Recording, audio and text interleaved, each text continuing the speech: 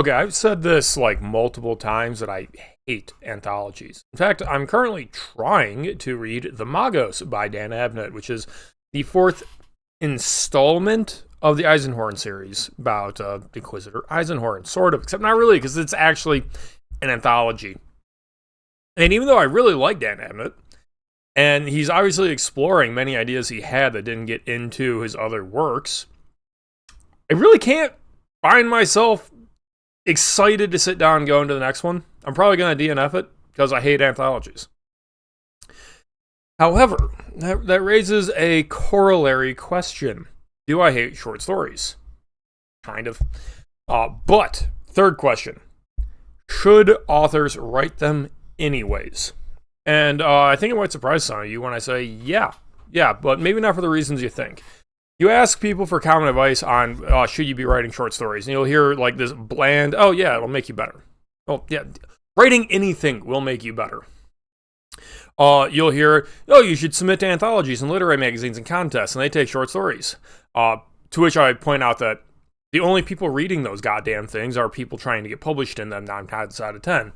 Now, I'll give a shout out to Krasova. I do need to read this because I was very happy with the first book I picked up from him. So I'm going to try The Mighty Sons of Hercules later this year. Because maybe you can find an editor that has an actual following of people that are excited to see what that editor has curated. That's not common. Let's be real.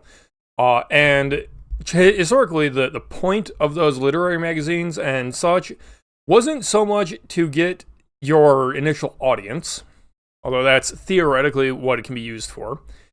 It was to get yourself credentials, to get your foot in the door with an editor at a traditional publishing house. I consider that entire process a form of humiliation ritual, because anyone who has gone through that knows that you basically just get rejected out of hand hundreds of thousands of times. And you know what? In a sense, that makes you tougher. There's something to be said for that. You really don't want to be that guy who self-pubs his first book and then can't handle a negative review. Perhaps taking an example from recent Twitter, wow, could you imagine an author making a bunch of sock puppet accounts to troll anyone that says a negative thing about their book? Oh, that could never happen. It's not that's happened multiple times now. Authors do need to learn to deal with rejection and people disliking their work. Even if you write the best shit, there are people that are going to be unhappy with it. And sometimes they will say it in ways that are helpful. Sometimes it's well-meaning, but useless, because even when you interrogate them on, what do you mean it felt formulaic? Like, literally, please explain to me why the story felt formulaic. What could I have done differently? And they go, I don't know.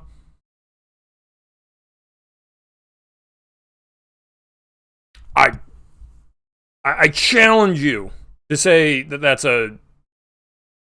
that is easy to act on. How about that? But okay, so maybe that's an artifact of self-pub.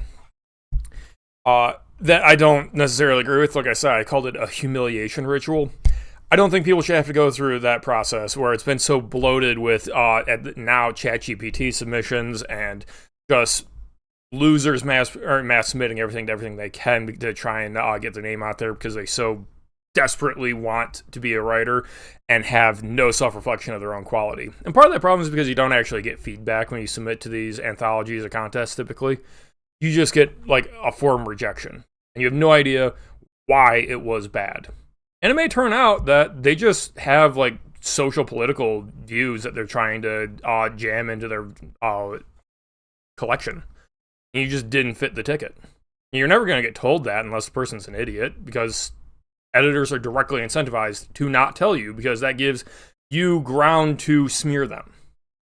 Form rejections are form rejections for a reason. Because of human behavior, we deserve form rejections. But I still say that authors should write short stories that are trying. If you're trying to get better. Now, obviously, there is the extremely clear example of you should write a short story if you are simply inspired to do so. If you are inspired by your muse to go create something, go do it. Like, why would you even second guess that? Go do it. You might have an idea that you don't know is good enough for a full product. Now, judging by what customers want, I consider a full product at least to be novella length. Because that's when people say, okay, there is enough here that I will pay money for it. No one's going to want to pay even $1 for a short story. You can do something like give it away for free to say, hey, check it out. Trust me, I actually am a good author. Here, if you don't believe me, here's a 5-page short story. They can get a full package story right here and realize I actually understand how commas and semicolons work, unlike most people. Okay, so that gets into a marketing scheme, and that's a different question altogether. I should cover in the future. But you might have an idea and you might want to workshop it. Like maybe your idea is, oh, I just had a really good pun. Could I tell a story where the pun is the punchline of the story? Because that's what most comedy routines are in a lot of ways. Maybe not necessarily puns, but it's a punchline. It is a story where it sets things up, it brings you in, it gives you expectations, and then it rug pulls you and makes you laugh. And you can kind of get in the question of, okay, so this is my punchline. How much story, how much setup is warranted to make that feel like a justified payoff? Like I was watching this YouTube video where someone was talking where these two guys are doing improv comedy about the Minutemen aren't dead, they just got underground. In fact, I'm a Minuteman. They have this whole routine until they ask the question of, okay, so how long does it take for you to get ready to fight? Oh, about 5 minutes. There is one joke there, and the question is how much setup, how much rambling, how much improv do you do before that one thing? And maybe your punchline isn't good enough for a full book, or otherwise known as your climax is not good enough for a full book. But you might not know that. You might be able to learn something by working it out as a short story and just doing it and treating it as practice, specifically deliberate practice. Artists, I believe, should actually pursue multiple mediums and formats and pursue different skills. If for nothing else, then you need a creative outlet that you're not tying to your income. For example, I paint miniatures. I don't plan to ever make a dime off of this. I do it for self-fulfillment. But this includes the aspect of it, of trying to get better at it, includes studying how other people do it, learning how to learn, setting goals and objectives, and trying different things such as non-metallic metal, for example, or object source lighting, or color pop patterns, or blanchitsu or something. And when you approach a different idea, you can learn different things that you can then bring back to your main craft, in this case, writing. And one of the good things that I pulled from, in this case, illustration advice of how to get better at drawing, because if you've seen my stuff, I'm not very good at illustration. But between them and the legions of self-help grifters that you can find on YouTube or in the bookstore, because self-help is why traditional publishing houses are in business. One of the things that's out there is the idea of deliberate practice is more important than simply volume of practice. To make the example simple, if you imagine spending 20 years drawing Cal Arts, Steven Universe style animation, is that actually going to make you able to illustrate the way a 17-year-old over in Japan is currently illustrating Jujutsu Kaisen? You don't understand, if you can't envision what I'm bringing up right now, I highly advise you pull up some video clips of the best animation from Jujutsu Kaisen and realize that those people are like way younger than you would think. Because what they did is deliberate practice. You want to work above your skill set on specific aspects that you want to improve on.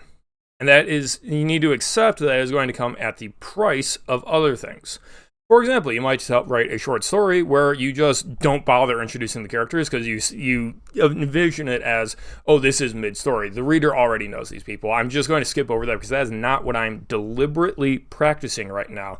What I'm deliberately practicing right now is my sword fight scenes. It is the meet cute of I need to make the reader sympathize with the POV character instantly falling for this girl that he just met. I need to deliberately practice witty banter and people turning sarcasm back on each other. I need to deliberately do that at the expense of all the other aspects of writing. And then when you say that I am going to just skip over like needing a good climax, I'm just going to let it peter out. If you just accept that, that comes at the price of you won't be able to do anything with that story later.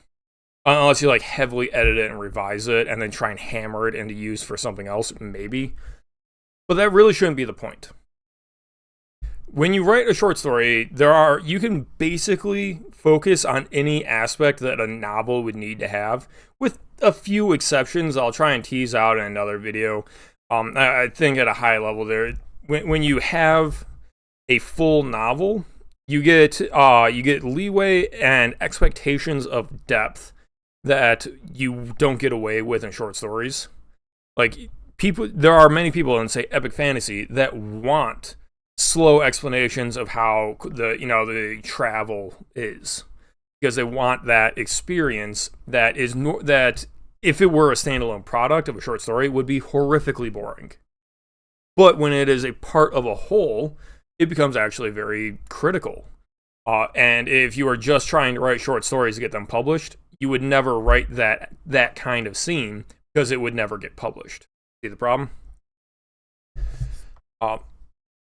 So, you should be doing it for practice because quality is king. What can I say? Unfortunately, nobody wants to read short stories as far as I can tell. I look at the way people spend their money. People actually want the exact opposite of short stories. They want never-ending stories of millions upon millions of words where they just get to keep experiencing ever-escalating adventures with characters they like, and they don't want it to end. Series are where the money's at. Even if you can make the very accurate argument that a standalone book is probably the highest form of the written art, it's not where the money's at. So, I'm on the side of the fence of you should be writing short stories, but you probably shouldn't be giving them away. Or at least you shouldn't be trying to sell them because they're a crap product. They really, really help. I do write short stories all the time. It makes you a better writer. Which just kind of sucks that people don't really like reading them. What can I say? Let me know in the comments below if you disagree or if you do agree. Or if you've got another editor putting out an anthology magazine that you think has proper taste in literature as far as you're concerned. And until then, don't forget that I've got books, man. I gotta sell these books. Please. It's good. I got more coming out. I'll be switching to my isekai novels soon. I'm already getting the sketches for that. Till next time.